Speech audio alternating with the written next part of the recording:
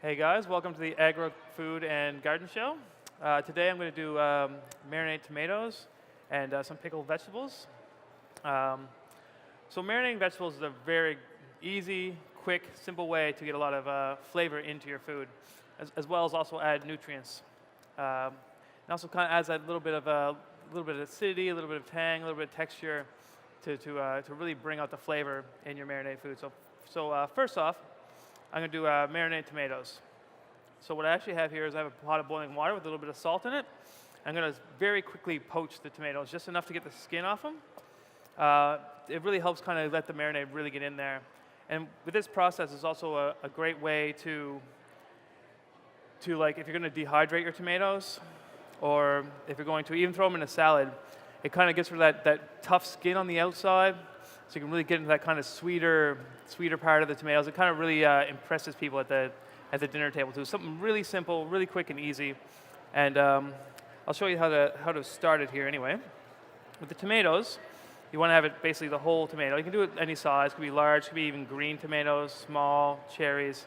But you want to make a little X on the top of the tomato, little cross.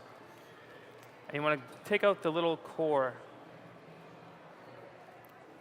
So you do it with each tomato. It can be a little tedious if you're doing a lot of little tiny ones. But if you have a couple big ones, it's very quick and easy. And then you can dice up the large ones as well. Remove some of the juice. Again, it's great. You can do it for like when you're dehydrating tomatoes. Even if you put them in the oven, cut them in half and put them in the oven with the skin on them, you let them go for about 20 minutes, half an hour, the skin should peel off. But then you're dealing with the hot tomatoes, which can also be a little difficult. So I got my water boiling. I'm going to add my tomatoes right in. Now it only takes maybe 30 seconds. You just want enough not to cook the tomato, just enough that the water causes the skin to separate from the flesh of the tomato. You can tell pretty quickly, because you will start to see it kind of crack and split down the side of the tomato. You want to drop it in either ice water, or if you don't have ice water, you can run it in cold water in your sink, because you want to stop that cooking process. You don't want to allow the tomato to cook longer, because it will cause it to go mushy, and you'll have more of not the effect you're looking for. You still want to be able to have that bite of the tomato, that almost raw flavor, but without having it go mushy on you. Last one there. Wow. So at this point, after you let it sit in the water a little bit to stop the cooking process, the skin, you can use a knife or even just your bare hands. The skin should just peel right off. Very quick and easy. Let's add to the ones I've already have done. And I've seen the skin used for many things in the past. I've seen people dehydrate the skin to make little chips, almost like little tomato chips, just with the skin, nice and crispy, bit of salt. I've also seen tomato powder made, so basically same thing.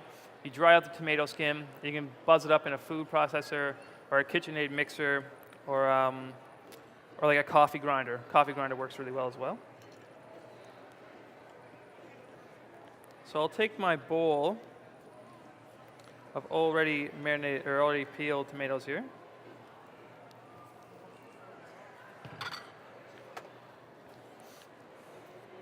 For the marinade, I have coriander seed, which I'm actually going to toast a little bit in the pan just to kind of get that roasted flavor, bring the roasted flavor out of it. There we go. Make sure I can turn the pan on. A little bit more here as well.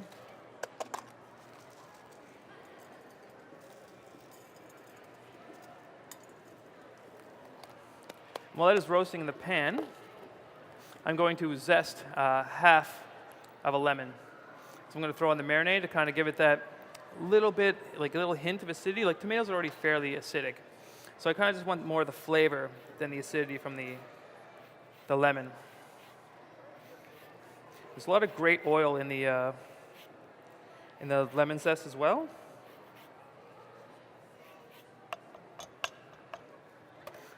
bowl.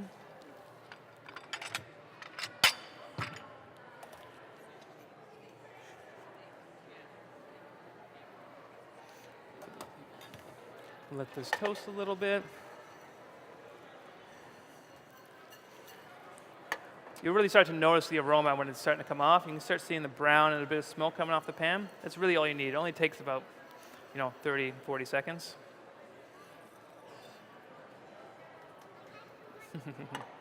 I knew I was going to forget something. I forgot to bring my olive oil up. But I already had some made here. So this is really, really simple. So it's your coriander seeds, your lemon zest, a bit of olive oil, and salt and pepper.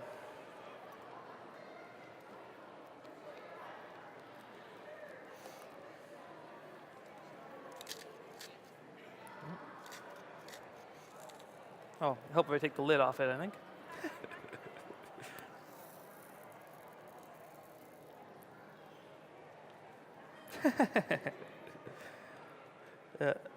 Happens when you're the first one on the stage. There we go. There we go. Probably the same with this one. No, that one's done.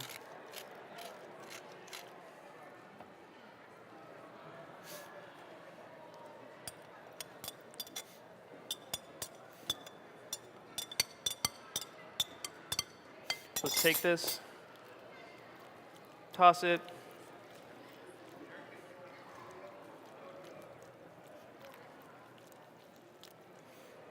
And that's it. It's very, very simple. But again, the texture, you'll have some samples done up. Try the tomato. It's definitely a different texture where you don't have the skin. A lot softer. You really get the flavor of the coriander and the lemon zest. Next, I'm going to show you a demo of a pickled cucumber. I'm going to slice it very thin. And I'll do the pickle for you as well. Grab a pot here.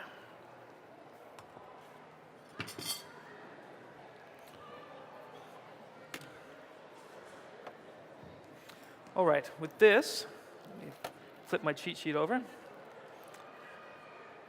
So with this, pickle is very, very simple. Another way that not only adds a lot of flavor, but in a lot of ways can add a lot of vitamins as well. When you're talking about something like sauerkraut, like a German sauerkraut, or like a Asian like kimchi, things like that, they build a natural bacteria, a lactic bacteria that's really good for your gut flora. So if you're having any digestive issues, a lot of nutritionists and doctors will actually recommend eating sauerkraut because of the good probiotics that are involved in that. And with sauerkraut and with kimchi, where it's such high moisture vegetables, you only really have to add salt, and the natural bacteria will come out of the vegetables and cause that acidic flavor to come out and really cause it to pickle. And the nice thing about pickling, and the original purpose of pickling was to increase shelf life of your vegetables. As you know, Newfoundland, our growing season is very short, and we have all these amazing farms and vegetable producers here. That's nice to be able to take these vegetables that are grown here with all this flavor and be able to keep them out throughout the year. You see that happening a lot more in the restaurants locally as well, trying to really establish a really good program here of using our local vegetables, which I think is super important being on an island. Our food mostly comes from off island, so it's very important that we support our local farms. So I'm going to start with the water. So a bit of water. I got a cup of lukewarm water. I have 300 milliliters of white vinegar. More in this one. A half cup of sugar.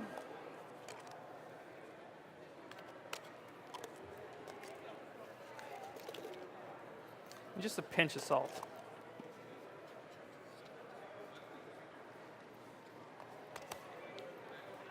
Now I'm going to let this come to temperature a little bit, just to dissolve the sugar and salt in the liquid.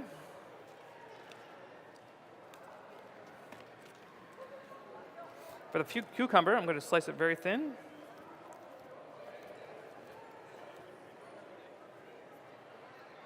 And I'm going to put it in a mason jar.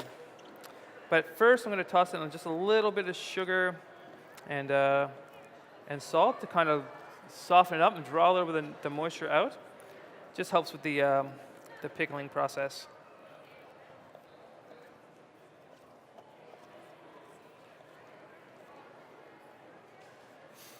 So I have a mason jar done up here already with some cucumber already in it. It's already been tossed in sugar and salt. I'll just add this in. Grab a whisk.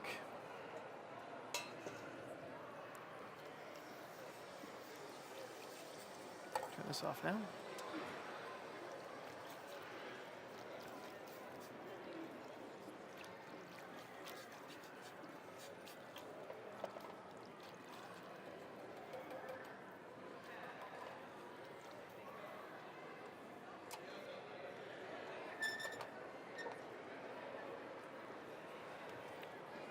Let that cool for a second. So you can, it's not just vegetables you can pickle. There are many other things you can pickle. You can do meats, you can do eggs, fruits, anything you want to kind of store for a longer period of time. Or if anything you're looking for that flavor as well, like you want that crisp, salty kind of tart snack. It's a very, very healthy snack when it comes to something you want to nosh on at night. I know it's easy to go to the easy things like potato chips and chocolate bars and things we all love. But it's just such a nutritious and delicious treat to have. And something like, again, you can have something local in your fridge, something that will hold for a long period of time. And with the pickling process, you get a lot of B vitamins come out of the vegetables as well, which is really good for your blood levels. It helps prevent blood clots. Helps red blood cells produce, which is also very important. So I got a little bit more pickle liquid here than I need for what I have. But this will, if you have more than you need, you can either store it. But again, the products are very cheap, and this is a very simple pickle. Like you can add so many different things to this. Your traditional like pickling spices, and ones you'll find. Like antimicrobial, so like things like mustard seed, coriander seed, what are the other ones? Oh, garlic and cinnamon are all ones that really help prevent the growth of microbes. And when it comes to doing pickling, what helps prevent the microbe buildup is the pH level. So when you have the pH level about like 4.6, it's not something you really have to measure. You'll know if it's acidic enough. And you can adjust it. You can add more sugar, less salt, any kind of herbs and spices you like, and something you can really play with, something that's really, again, really fun, really easy to do, and something you can really add flavor to your vegetables. And it's great for, like snacks. You have friends over, you can have a platter of this out with meats and jams and something, again, really, really fun. And like all the different vinegars you can use. Like here I have want something a little more subtle than just white vinegar. There's rice wine vinegar, it's a lot crisper, sharper taste. Sherry vinegar, which is probably one of my favorites. Very earthy tones, kind of got a bit sweeter taste to it, delicious. And there's many different Asian vinegars out there. Tends to be a lot more sugar content, but again, delicious. And like, there's so many different things you can do, like pickling wise. Like we have carrots, cabbage, green tomatoes, which are excellent. I don't know if anyone else has a garden at home, but all my tomatoes are green. But they are delicious. You just have to really find a way to use them. And they're so nutritious in so many different ways. Green tomatoes, and like zucchini as well. Delicious. What else do we have here? Oh, like I said, very traditional way of preserving your foods. The earliest account of pickled foods actually comes from the Mesopotamians, so like 2400 BC, as far back as we know, as recorded in history, that we know people have been preserving their preserving their pickles. And you can not just do pickles just by doing like a brine with vinegar. You can also do one with like a fermentation, which gets a little bit more complicated. But like once you get used to doing something like this, you can really expand out into doing some really, really fun things. When it comes to marinating, it doesn't have to be just vegetables as well. You can marinate meats not just for flavor, but for tenderization. If you have like harder, like to eat, tougher pieces of meat, there are ways you can marinate to actually make it more tender and more flavorful. And that is pretty much it's everything. Yeah, it's everything on the pickles. I'm here if anyone has any questions, and we have samples here for everyone to try. We have a range, including the tomatoes I've marinated, along with some cauliflower, carrots, and some cabbage. Thank you, guys.